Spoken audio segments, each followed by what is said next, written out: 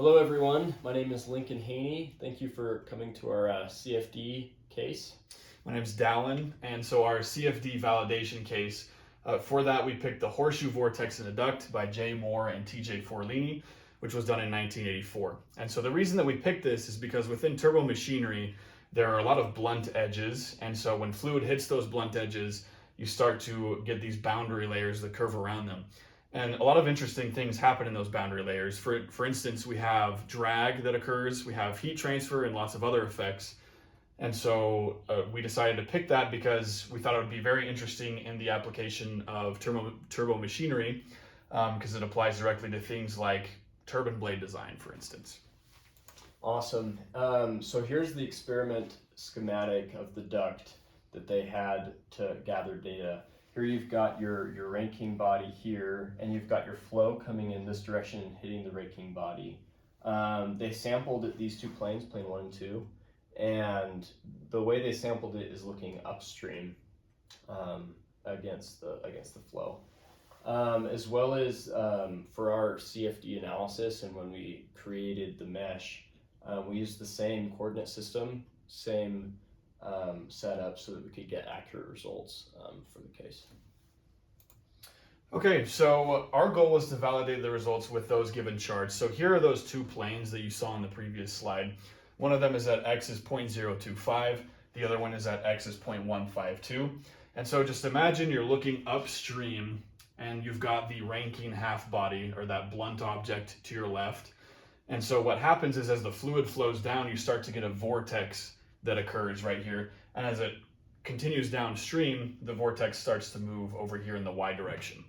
And so what we're looking at as well for these charts is we have the y direction on the bottom, we've got the z direction on the top. One thing that I forgot to mention as well is this is actually just half of the duct. And so that's why you see here the duct height is divided by the total height. So this is really just a percentage as you go up the duct. And overlaid on top of those dimensions is a vector field. And so these are velocity vectors. We have our y velocity in the y direction and our z direction that goes up. But one other thing as well, one other caveat is on the in the y direction, we're subtracting the median velocity. And so the median velocity is the y velocity up here at the middle of the duct. And the reason that we're subtracting that off of all of these vectors is so that we can visualize this vortex. Because otherwise, if we didn't subtract that off, all we would really see is just a bunch of y velocity flow as the fluid moves away from this Rankine half body. Awesome, thank you, Dallin. So this is our mesh of the CFD case, modeled after the experiment. And here you've got your ranking body with the flow coming in and hitting that ranking body. You can see we use 3 different blocks. And this one might appear much more skewed than reasonable. But according to CheckMesh, that was okay, so it wasn't too extreme. You've got your inlet velocity here at 24.1 meters per second, as well as for the boundary conditions at this ranking body, we used no slip for the velocity, as well as for the floor underneath. And for the other boundary conditions, we used slip so as to save computational effort. Which helped a lot for the computational time. Oh, and also this was at 35,000 cells, which was good. So we used pimple foam for our solver, which worked well, and we used a linear scheme, which is second order accurate, which was good. And then we ran for over 4 seconds to converge. It actually converged on this plot in less than a second. But because of the vortexes not converging, we had to run it for longer. And Don will show you about that more on this next slide. And then we had a time step to run this at less than 1e to the -5th, which was good to keep that spacing short. And the cron number was kept below 2 throughout the process, which helped a lot as well. All right, so our outputs, as you can tell, this is our output right here, comparing it next to the experimental results. And again, this is looking upstream. As you can tell, this is a mess. So we don't have anything really physical that's happening here. What we expect to see is this vortex start to form here. But what we get here is a bunch of random vectors in very seemingly random directions.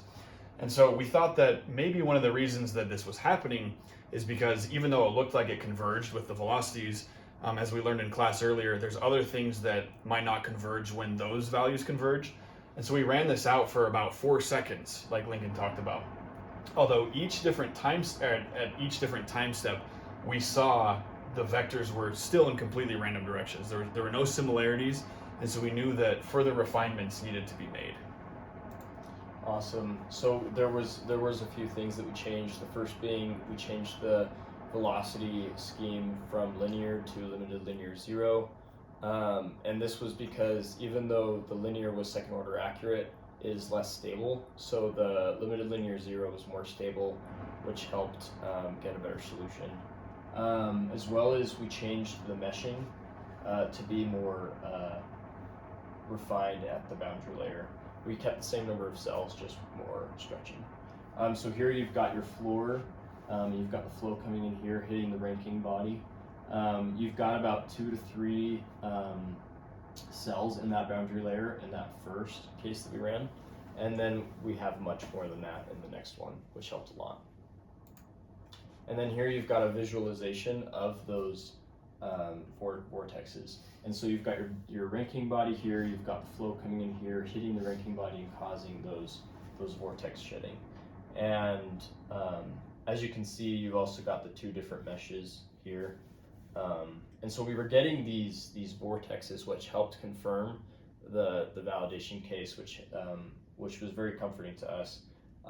Unfortunately, the values for this were quite right, which we'll compare on the next slide. Yeah, so just like Lincoln was talking about, by refining that mesh, and as well by changing from linear to limited linear 0, which is more stable, we were able to get a lot more of what we expected. And so this looks a lot more orderly, and we start to see that vortex that occurs there in the corner, which is really good, but our results still aren't quite accurate. So again, we expect to see that vortex, but then we've also got vectors that are pointing up, and they're not pointing down correctly here. And so our values aren't quite right, but we did start to capture some of that detail that was shown in the experimental data. The same thing can be said as well for the second plane. We should start to see this vortex come away from the Rankine half body though, and we're not really seeing that here. We do see a little bit of that vortex pattern, but we're not quite seeing it come away. And again, these these directions are not quite pointed in the correct directions. And so there's definitely other things that need to be changed in order to match the experimental data better. Yeah, so like Dylan was saying, even though we didn't capture the vortex perfectly, it was still captured. And to further capture it better, you would need to double the grid of the number of cells, as well as the grading would have to be refined further. And so to do that is much more computationally costly, and therefore we did not do it in this case. Another way you could further validate the experiment is that of the pressure data used in the experiment. There's a lot of charts and data used in that, and so you could further explore that within the CFD case. And that would help because you could analyze the forces on the turbine, and so that would help in that area.